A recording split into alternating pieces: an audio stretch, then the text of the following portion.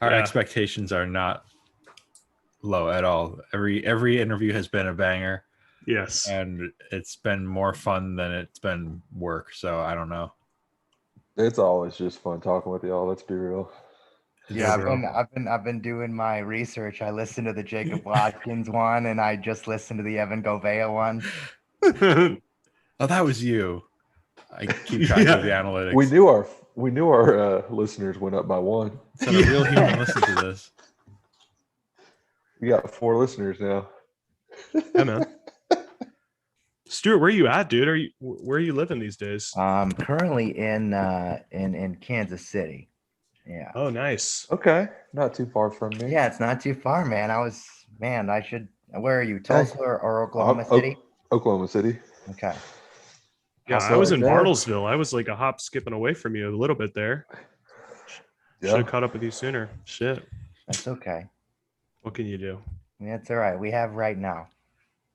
Exactly. We have. Don't live in the past. That's right. First off, though, I do wanna start off with a shot. So, heck yeah, man! And thank you guys for having me here. So, fuck yeah! Cheers to you, Cheers, boys. brother. Is that straight vodka? Holy shit! It was very clear substance. Yeah, it's just tequila. Oh, nice. My man. Tequila's so amazing. good thing it's just the audio, because then items of clothing would be taken off as we continue on. And for those this is going on the Patreon. He doesn't have any on anyway. We start playing truth or drink, and really, I wouldn't drink after that. I would just start saying the truth. So all we're here for is the truth. Yeah. Is that weed? No. You getting high, bro? No, I don't. No, just the low jewel. Can't smoke Sad inside. face. So. Oh, okay. Not is that like an apartment rule? This probably an apartment rule. I was living. It's also the law. I'm fucking idiot. Okay, that's true. Fair. Someone's a cop on this podcast. Yeah. Yeah. It's gotta be one. So one of the themes that we always talk about, and I want to bring this back to old times, if I may. Do you think that you're prepared for life with your Legionary experience? I think yes and no. Or I think definitely no. Definitely in major ways, but I don't know. I think that maybe it was my personality of some sort of that helped me afterwards. Or I also think that continuing on a little further actually helped me more personally. Because it was more like, because I finished humanities. Oh, wow. Whoa, you made it the furthest of all of us. Yeah, and then I jumped the ship. But everyone went to Rome except me. So that was, it got, I mean, you're still fucked up to an extent. But it was like, okay, I'm 21, 22. Like I knew leaving, I mean, what I wanted to do afterwards and what I was going to, attack. And it really started after novitiate. I mean, when, that was probably the worst 2 years of my life. Yeah, same. And I mean, there's just so many things, obviously, we will talk about. But for me, the biggest part that I started to let things go was like, it was right after novitiate and come into play. You can have multiple questions on this one, but in novitiate, coming out of the Sacred Heart, obviously, I was like, okay, I don't know what I'm going to do. So let's just keep going with the flow. It was more like that rather than, oh, let's go be a priest. So novitiate, sucks, Spencer, as you know. Yes. And James. A little bit. And I was just never really super open at that point. Didn't really trust a lot of the people, like we do like the spiritual direction and all that shit, but I didn't really know how much to tell them because it was all like, you know, fucking PE and running 13 laps and 2 feet of snow and push-ups and prayer and sacrifice and doing things for Christ and souls. And I was like, but what about me? Like, I need to be taken care of, you know, like I need to know what I need to do. And it was rather like for something else rather than for yourself. And so, or for this bigger mission. And I go do the 2 years. I mean, plus we had Father Joseph Burtka and Father Joseph Brickner for Section A. And then my last year, everything was all fucked up. And we had like 3 novice instructors in like fucking my last 8 months. Jesus. So, because one of them got stuck in Canada, one of them was here, and then they flip-flopped, and it was weird. And then Father Joseph Burtka went over to fucking Rome to be part of the council. So Interesting. there was not a lot of consistency in, like, why would I share what I'm actually going through with the motherfucker that was like for 1 month? Yeah. And this is like right before profession. Then you're explaining yourself to the next one, and Yeah. just you don't get anywhere. Right. So that's lead me up to obviously the infamous Julio Marti. Fuck that guy. I went into his office. It was like the interviews before your profession, and he and I was already thinking. I was like, I'm not doing this thing. I'm good. And I was at least thinking about like the 6-month rule, you know, like you can stay on for 6 months, but normally you fucking leave anyway.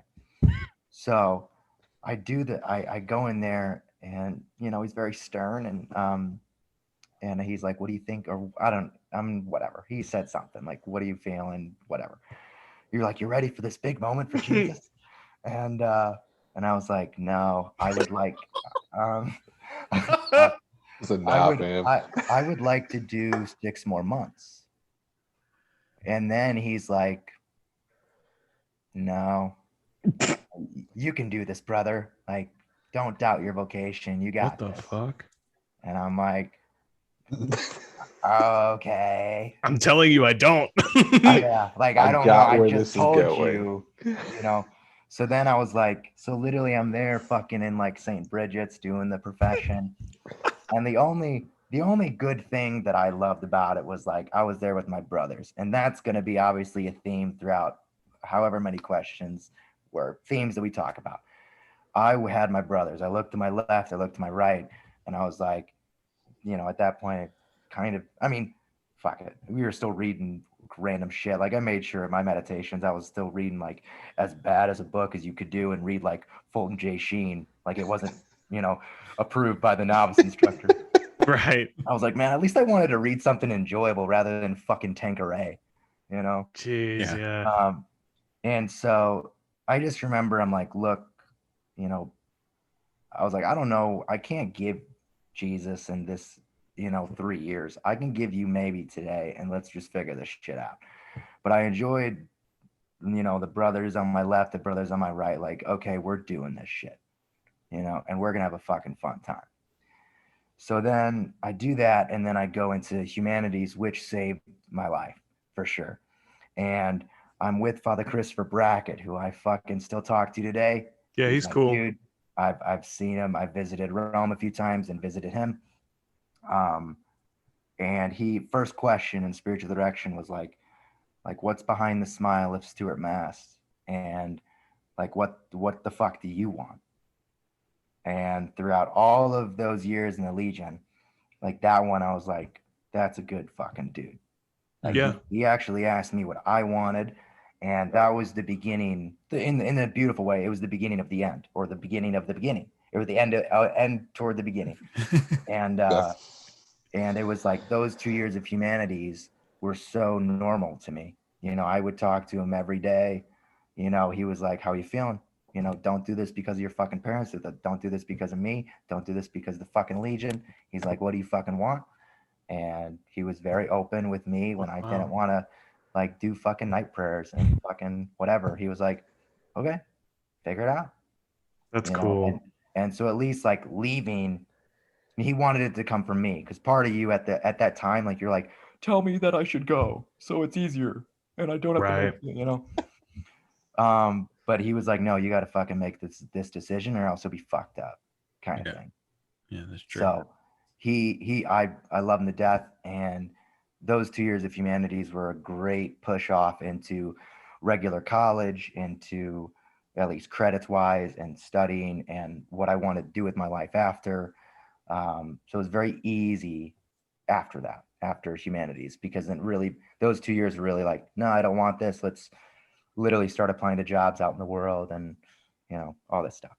That's so cool, man. Yeah, I at least it left me with a good taste in my mouth, with what everything fucking was. Yeah. Dude, what did you end up doing after then? Like, what was your path Yeah, after? man. I mean, that's where we're at here. Yeah. Yeah. So I left. And you obviously with fucking nothing.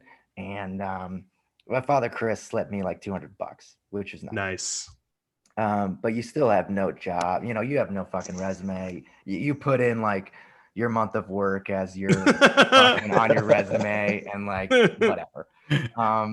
And Good like times. being part of like I don't know, like all that stuff with like Phil Corey or like working with benefactors and shit. Like you're like, I was a recruiter or development assistant, and so yeah, I left and I went back to Illinois with my mom and dad. And, that was a little bit tough because I think no matter what within the school and being in New Hampshire and then being in Indiana and then continuing on, like there was more pressure from outside shit than what I actually felt of like, oh, maybe my parents wanted this for me, or I've been in the Legion for so long or knew it from such a young age. So coming back, they were like, sat down with a fucking, like a notebook pad, and was like, what do you want to do? Where do you want to go to school? What's all these things? And I'm like, I don't fucking like, I slept in for the first time in my life in 9 years. Like, I don't fucking know, so I started working at a pizza place and just went from like washing dishes and busting tables and hosting. And that was just saving up to get into a school that actually accepted my credits, which was key.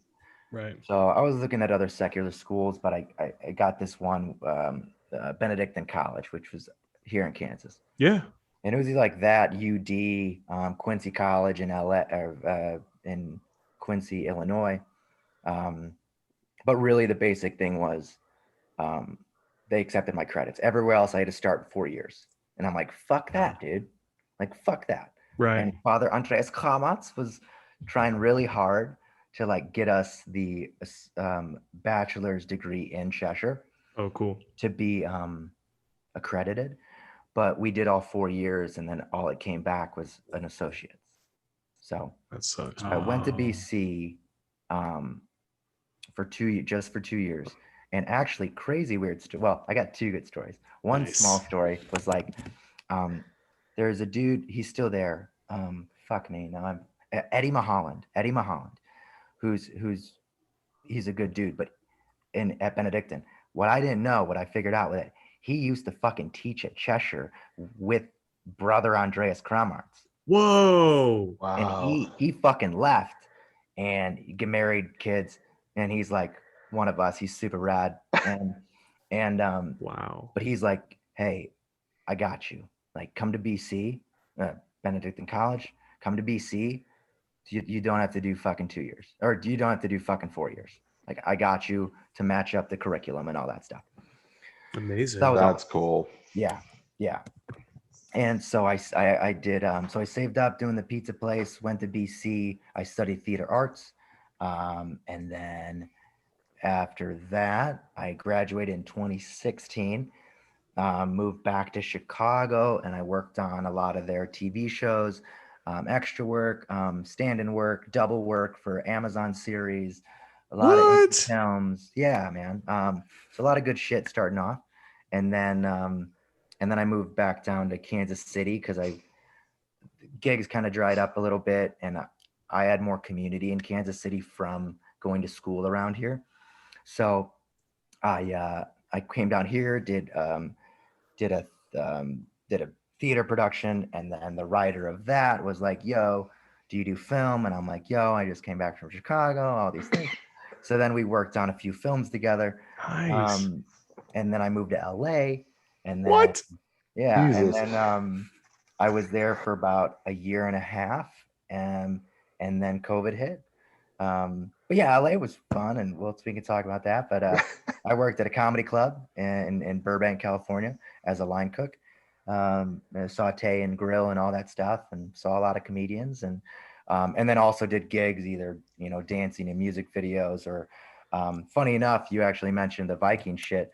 Was that I started originally? My beard was fucking like down to my ankles almost. Jeez. and I haven't cut my hair in like 3 years. Yeah. So I was doing other gigs. I did like another short film in LA and a few music videos. And then I got this audition. I mean, it's the typical shit, like going down in a fucking, Hollywood Boulevard, go in there, everyone fucking looks like you. It's really kind of like La La Land pretty much. And I go in there and they're like, "What's your availability for the day?" And I'm like, well, I had shit to do. But I was like, all day. I could be here all day. So I keep auditioning, and they're like, "Stay here." I'm like, "Okay." And then they match me up with another person, blah, blah, blah. So it was for a Viking role, kind of in the vibe of like Year One with Jack Black and Michael Cera. Yeah. Yeah. Yeah. So it was going to be based. I don't fucking know if I can talk about it. Yeah. It didn't happen yet. Right. So the Right. thing was that like they're like, "Hey, I got the audition," and so we were meeting at the director's place in LA, and then doing god damn it, rehearsals. We were doing rehearsals for like months, and then the director had to leave to go like fucking Montana to film a film, and then she went to Greece to get funding. And then I'm like, okay, what the fuck's going on here? Nothing's happening, and this is like going to be a series and some potential good shit. Ends up not happening, and I'm just lazy and never fucking cut my hair. But yeah, That's amazing. And then I actually went up to SF San Francisco to direct. Funny enough, actually, you'd love this, but I don't practice right now. But the year prior, I wrote like a Stations of the Cross for the Archdiocese of San Francisco, and I wrote it to be like, I was like, fucking, this is SF. I'm bringing fucking the real Jesus, like Hell yeah. the hippie polyamorous lover that he is. And so I write this script that was like, I mean, it's real. I think it's true. Yeah. Like I wrote in like Jesus meets the women of Jerusalem. It was like Jesus meets the people of San Francisco. And I wanted like a Muslim dude, like a rabbi, get a lesbian couple in there, fucking person in drag. Like, and that was the script, Yes. and it was awesome. It was fun. I mean, unfortunately, clearly, that did not go as planned. So then the next year when I'm in LA, I get invited to direct the play or direct the live Stations of the Cross. It's right along the Embarcadero. It's beautiful. Fucking, Golden Gate Bridge to your left and Alcatraz to your right. And it was awesome. But it was a shit show because obviously the story that I wanted to tell, wasn't what they thought What that the Jesus people was. wanted. What I mean, it Was it Catholic audience? for the most part, but you actually got some stragglers, like people on the piers, like following. Yeah. Yeah. But it was different. I made it different because I was like, this isn't like, even within casting, like it was a shit show. Like I remember like I met with the cast, which ended up just being like the Mary and Jesus characters. And I was like, fuck me. But I'm like, all right, we got to rally the troops. Let's get excited about this. Like we can pull this off. And but then like I go and like fucking cry on like Pier 39 with like the sand going through my fucking fingers, listening to the waves crash. I'm like, is this what I fucking did all this for?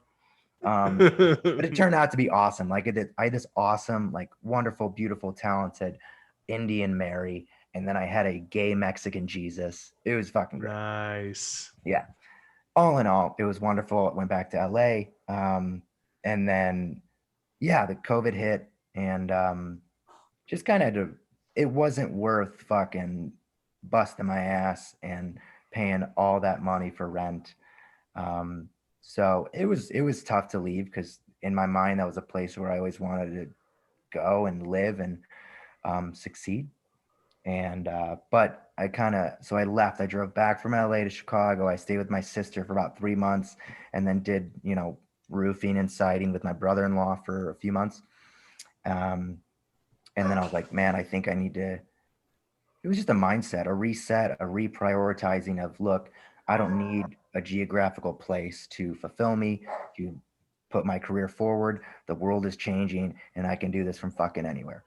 So I decided to move back to Kansas City, and then fell, in line with some old college roommates, and have been doing well. And also within the acting career, like it's also been really beautiful to know that, yeah, again, I can be in Kansas City and still do gigs out in LA. I've auditioned for more actually fucking feature films, being fucking virtual auditions than when I was in fucking LA doing it.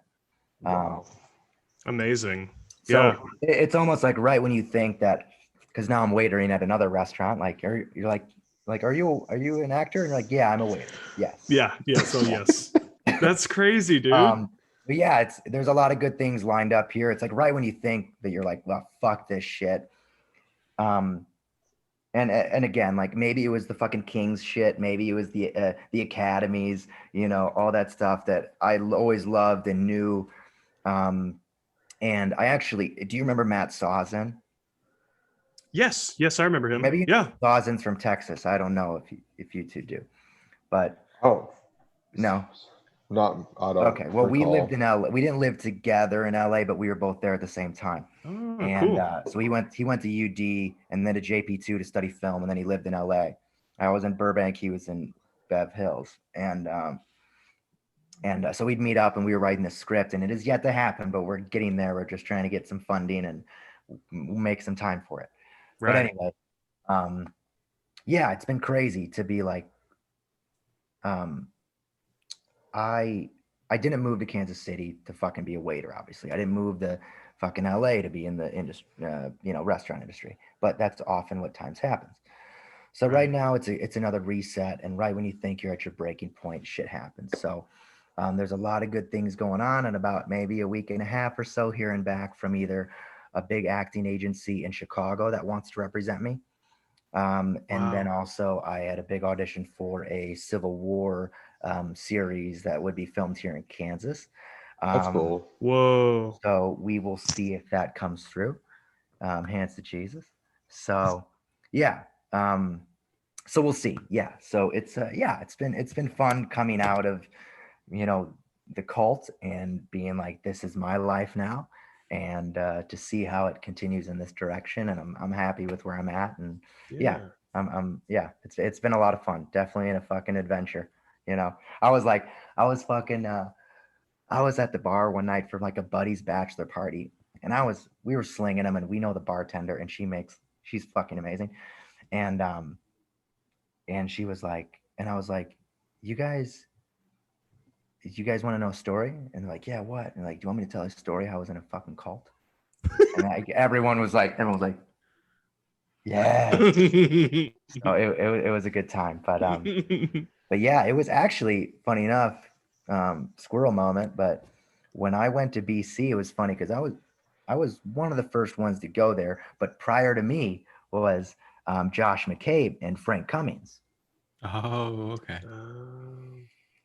So I'm there, and they're like, dude, fucking come. So I come by, I drive down, just me visiting, not my parents. I was like, I'm fucking, like, after the Legion, I'm like, I'm doing this shit. They've never really questioned any decision of mine. They're like, okay, just be happy and do what you want. And I'm like, great. So I fucking go. So this is the second funny story about BC. Long story longer. So we're getting to, so I get to BC, and I just start partying with Josh McCabe and Frank Cummings. They got a wonderful house, which once they left, I eventually kind of just partied at afterwards. But I get so fucking crossfaded one night. Cause like, even when I left, like I'd smoke weed with my brother and all this shit, and we'd party. But they're like, so we go there. I was pretty out of it. And so, but the next morning I wake up obviously super fucking hungover and just like, don't know where I like, even if this visit was real, but I have to go and I have to audition for a scholarship for theater. So I'm like, okay, great. This is how it works. So, we rallied and then get up. I go to the chair of the department and I like pulled out like an old fucking like monologue from one of our academies in Cheshire. And, No way. yeah. And I fucking got a little scholarship from it. Like still probably drunk and whatever. It was great. Dude, you always stole the show at those academies. Like you would just be up there larger than life, You really that I feel like that would you say that or like before and maybe in middle school when you were doing stuff was the seed of like, no, I want to be on stage. I want to be in front of people. Yeah, I think it started even when I was in grade school when I was like fucking ant number one in like the kids thing. Yeah. And then it was like Kings helped for sure. And even like again in humanities, funny enough, like me and Sawzen both talk about it because we were in the same year. We were both in charge of Kings. So we went out and like filmed like legit I remember shit. this Kings. I legit remember this. Yeah. We were like, you're putting us in charge. Like, this isn't going to be like bullshit. Like, we love this. Like, Yes. thank you. Thank you for telling us what we should do with our lives.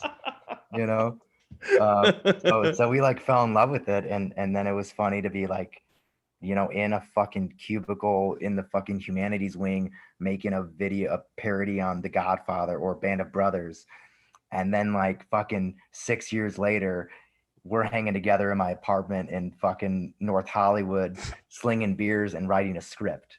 It's amazing, crazy. dude. That's awesome. Fucking nuts. It's fucking beautiful, Dude, amazing. So No, sorry. I guess to really answer your question, James, I guess yes and no. I think some of the main themes were like, did it help me? Like, not really, like in a very practical way, but I feel like there was an aspect of a go-getter. Like maybe that was even just natural, maybe outside of the Legion, where I'm like, I'm not gonna fake shit. I'm gonna be very authentic. But to still have, I think the biggest thing that I got from this was that experience was I do still want to go after great things. And be and and be good at it and do the best that I can. And it means something to me. But that's at least what I got out of it. To where I'm like, yeah, okay, there's a work ethic and all that shit.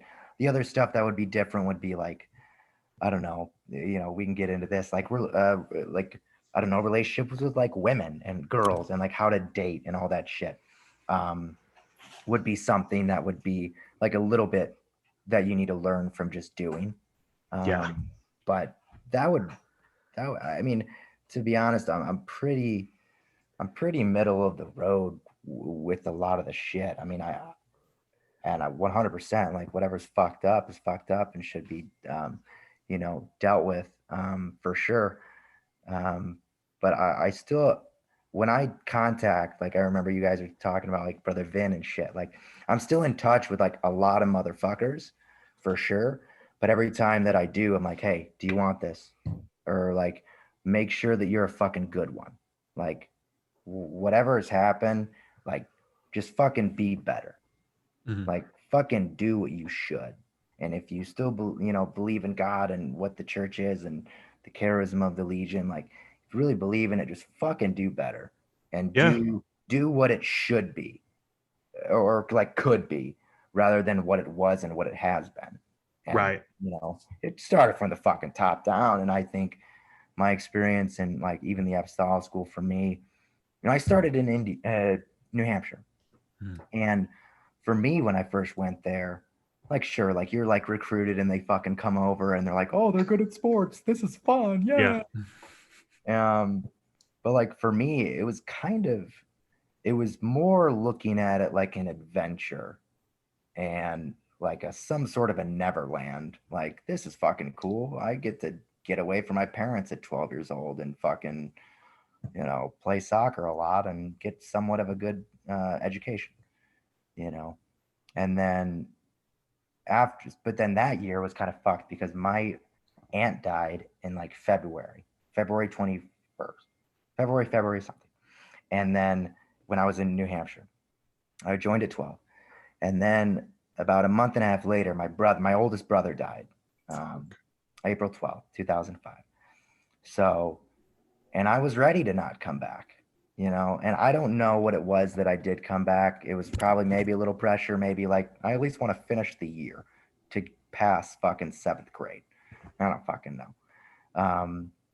But that happened. And then Mother's Day happened in New Hampshire. And I literally told my mom to fucking bring an extra suitcase. I was like, I'm fucking done. This is horrible. Like I missed, like my brother fucking died. And I wasn't like, I go there like a fucking alien, you know, in a fucking sweater and fucking pants. And they drive me to my dad picked me up at the airport and, you know, dropped me off at the house and everyone's fucking crying. And I'm like, what the fuck? But then they sent me to Indiana and I was like, okay, at least I'm closer to fucking home. Yeah. And like Indiana was such a fucking beautiful shit show. I don't know. Like, beautiful shit show. I mean, it was worlds away from fucking New Hampshire. And like last podcast you mentioned, like, I mean, yeah, school didn't fucking start till like fucking November. And like What? like we did a bunch of fucking slave work and shit. I was like, at least I wasn't fucking like in class. Yeah. I say, I was telling them, Stu, at one point, I feel like we had class like 3 days a week, if that. Yeah. For majority of the time for the first year. Yeah. No, it was. We were too busy clearing out trees and.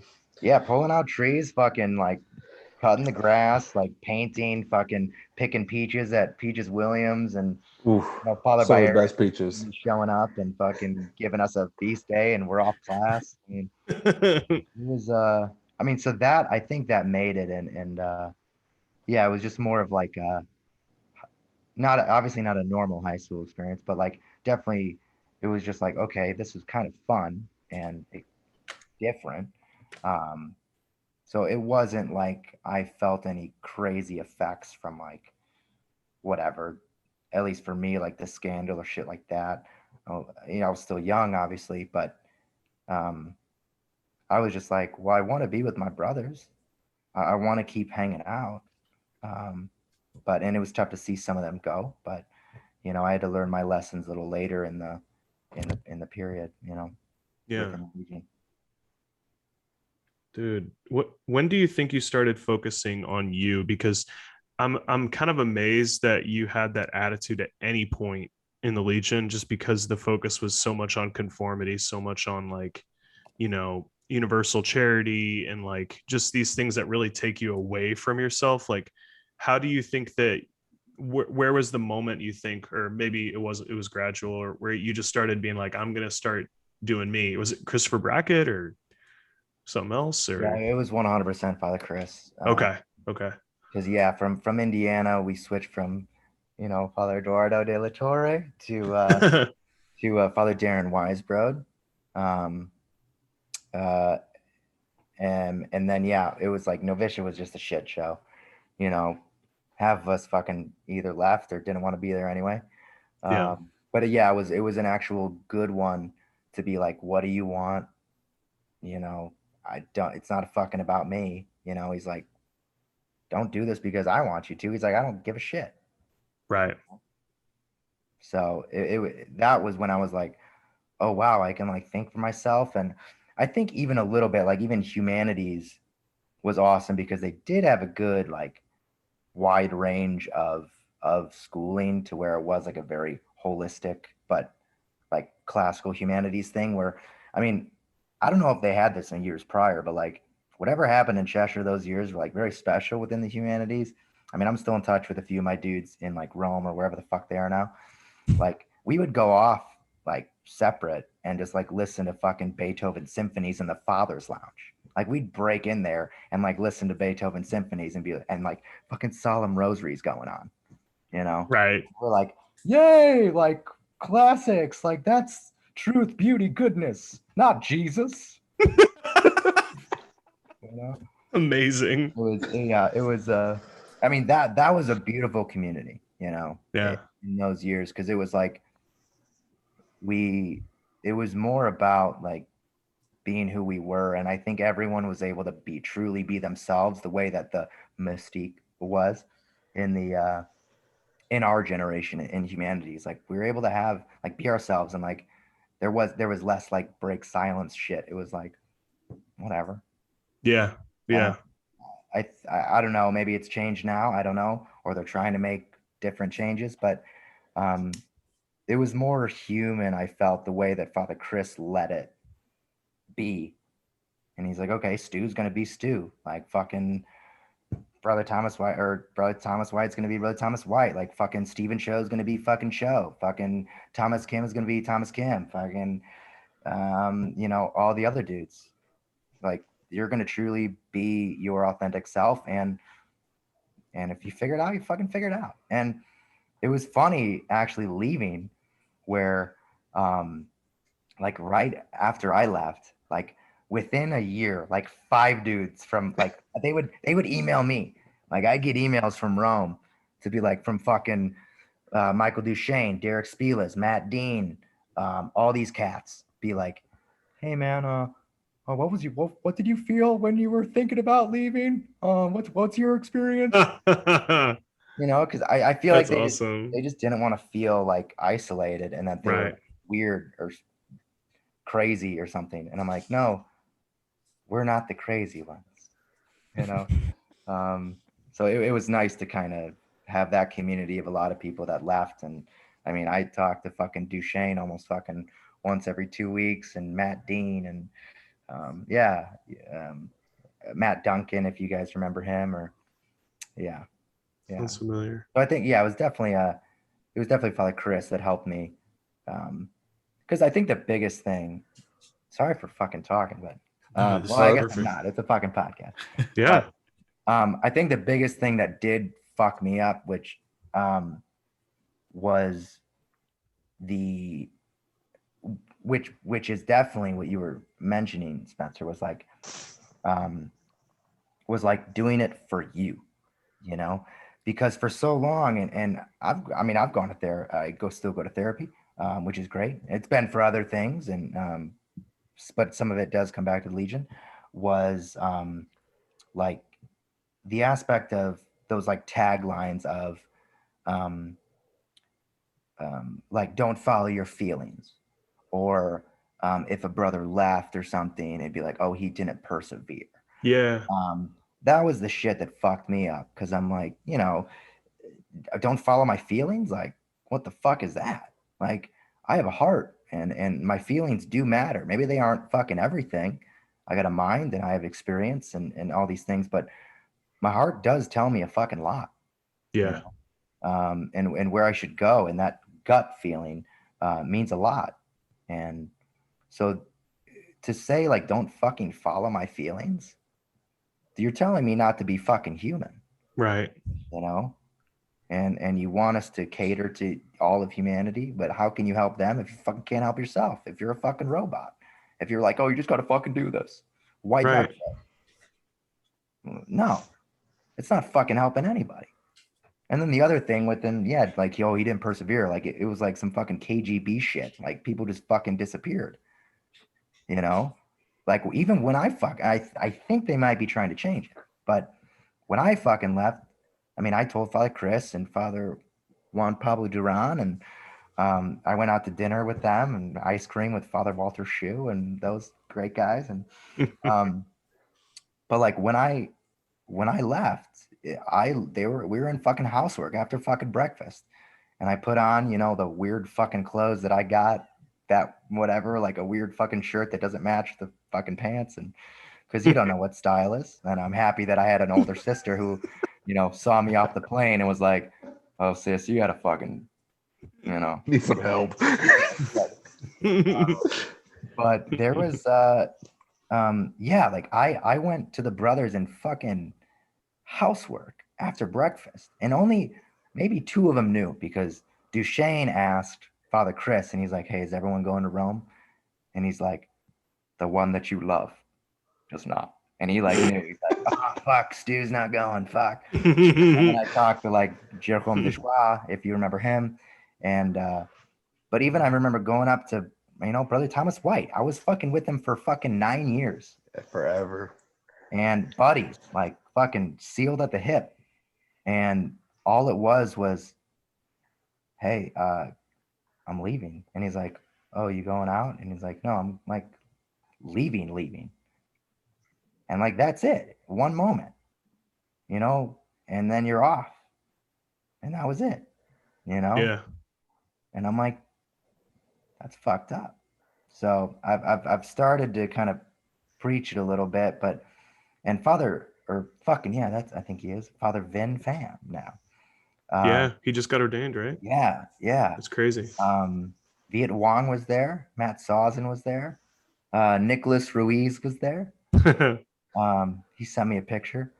Yeah, I mean, it's just so Brother Vin, or Father Vin, he sent me a thing when I was in LA, and he was like, "Hey, we're trying to do this, like, I don't know,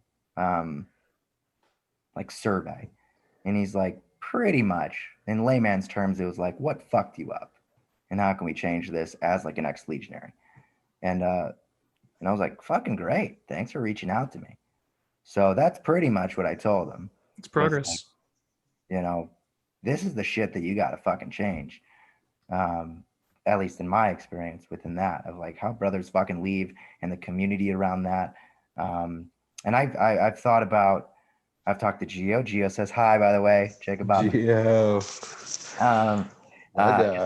Just was on the phone with him today. And but I've been awesome. thinking about making like a non-for-profit, like in a very serious way, like a non-for-profit for ex-legionaries / ex-seminarians, giving them availability to therapists, giving them availability to resume builders, whether you're 2 months out or 15 years out.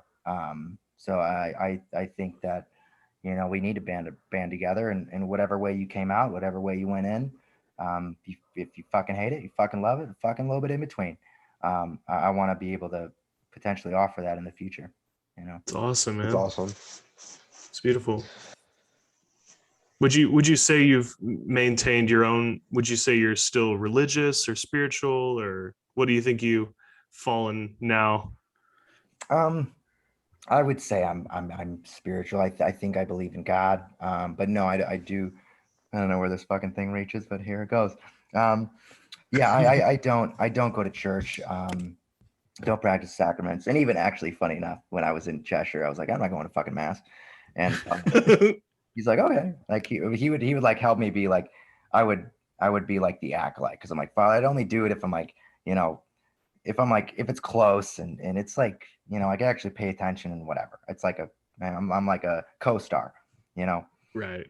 And so that was nice, but he was like, okay.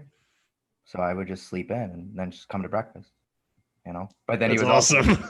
he was also like, well, this is a sign, if you don't love the sacraments, maybe you're not meant to do them for the rest of your life. And I'm like, you know what? That's a good point. Yeah. But that's funny, dude. Yeah. What was the question again?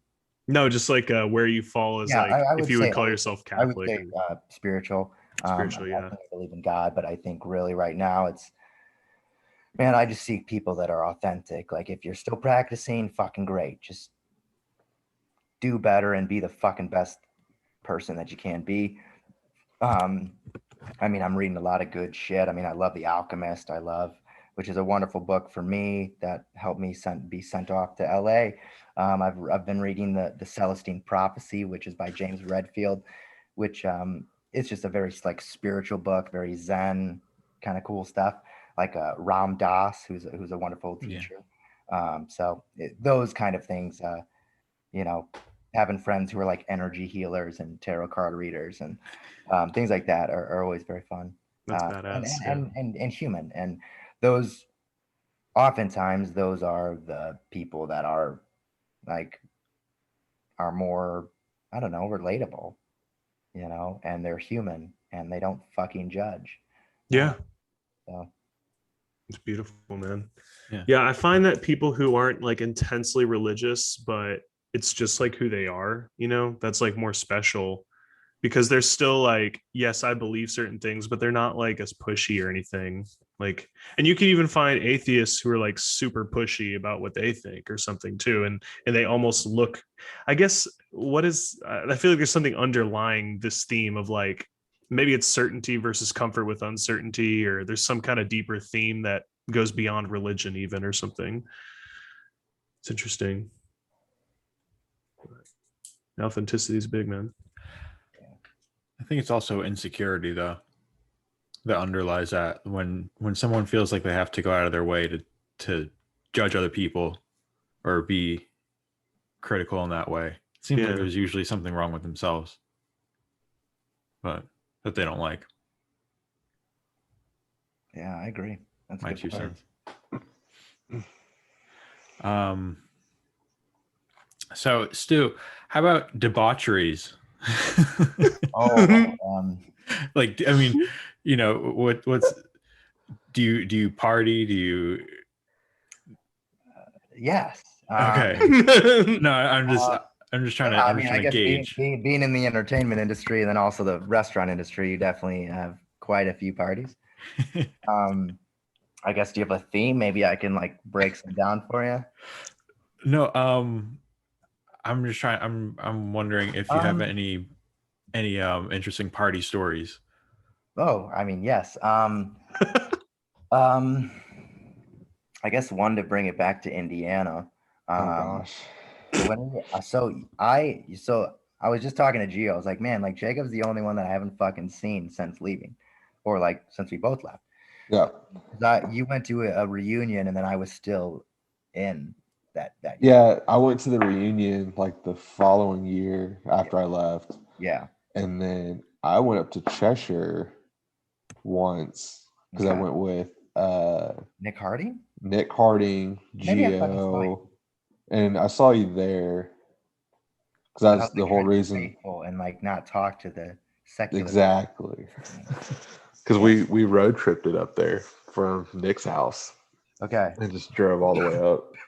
Yeah. So there was one. And while we were there, Father Thomas, he was on road team in Indiana.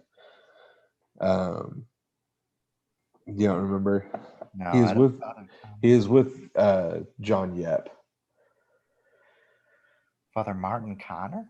Was it Father Martin? I don't know. It might be Father Martin. He tried to ask me to come back when we visited Cheshire. Yeah. And I was like, no. Yeah. No. Yeah. Sorry. I left a year ago. I'm good. Right. I think it's like a one and done. Even like I've had some, and I will get back to the question of debauchery. No, it's okay. It was just a prompt. I have plenty. I'm just trying to figure out which one to tell. Yeah. Or what 5 to tell.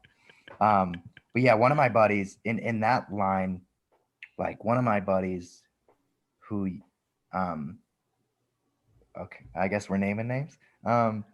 We can edit it too. But yeah, one of my buddies, if you remember Isaac Kuhar.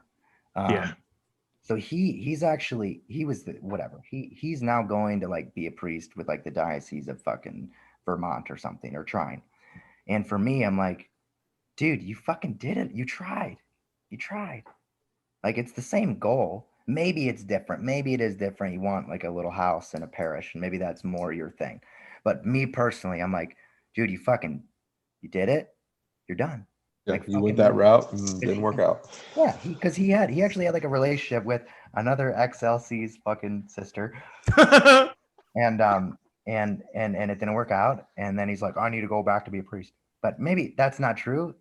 I love him to death, but there's an aspect of, hey, just fucking draw a line. It's done. Move forward. Just move forward. It's okay. Like you'll find fucking greener pastures. You know, stop beating your fucking head up against the wall and walk through a door. Walk through the door. And that's me telling my 20-year-old self as a fucking novice that, Let's take the step. The debauchery. So there was a I gotta, oh man, one more. There's a lot of them, but there was one when we were, oh god, we went to, here's one. We went to the bar, Little Tavern 2. We that was like the bar right next to Indiana. And so we all got like fucked up there, and we drank them out of Coronas, and then we had the awesome bartender. Like, she was fucking beautiful. And so she's like, hey, do you want to go? And Tim Moots was in town at that point. He was studying at Notre Dame. So we're like, so she's like, hey, do you want to come to this house party? And we're like, fuck yeah.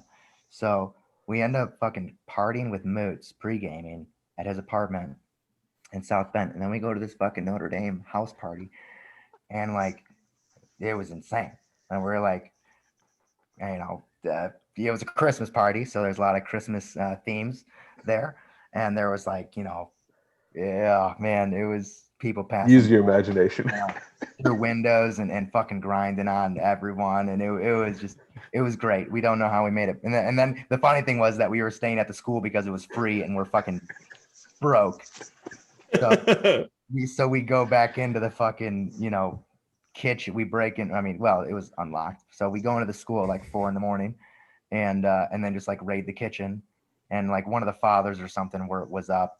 And then we're like, we fucking built this school. Like, fuck you. Like, we wanted this shit. Like, don't tell us to go to bed.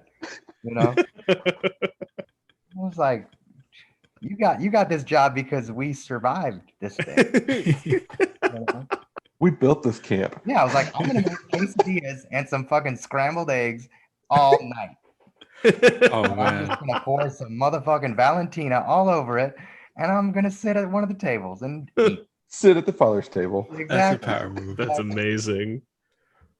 That's also, I feel like I'm entitled to do that too at ICUS. I can just walk into the kitchen and scramble some eggs. I know they don't own the school in the same way anymore, but yeah, there was I guess, definitely the night with Frank Cummings and Josh McCabe was fucking great.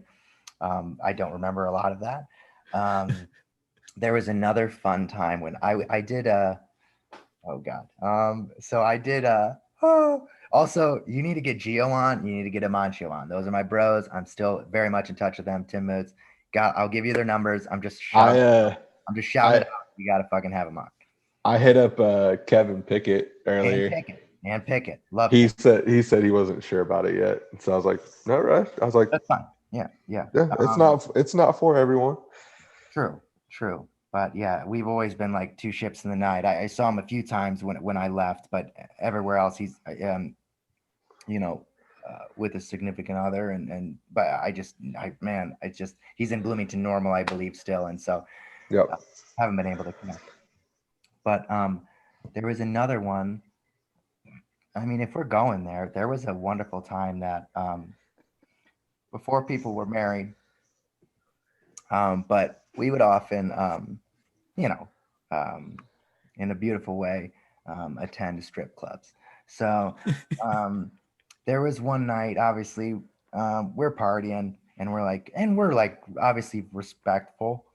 But then it's just, we're weird because like when we get together, we're all 15 again, so.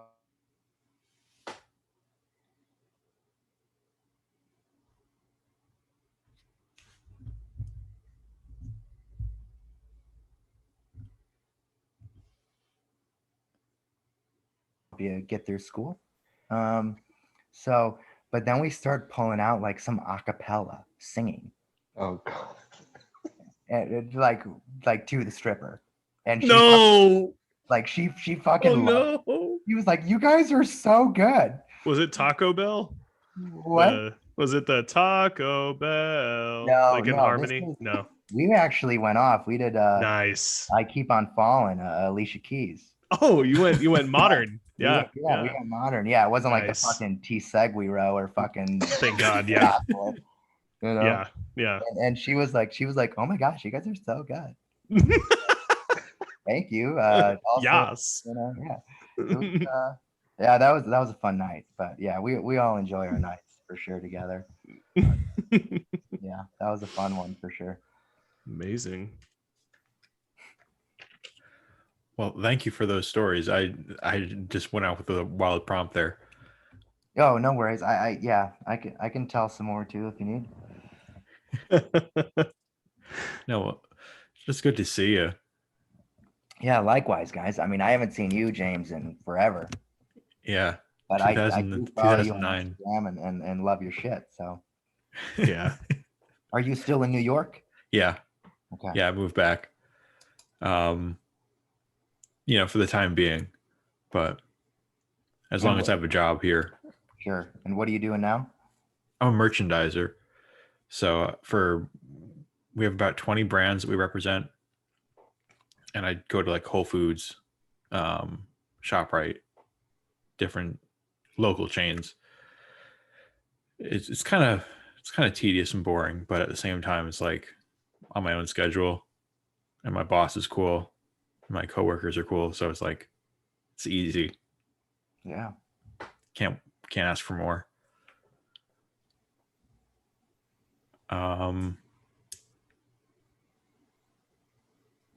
Jacob, you got any questions?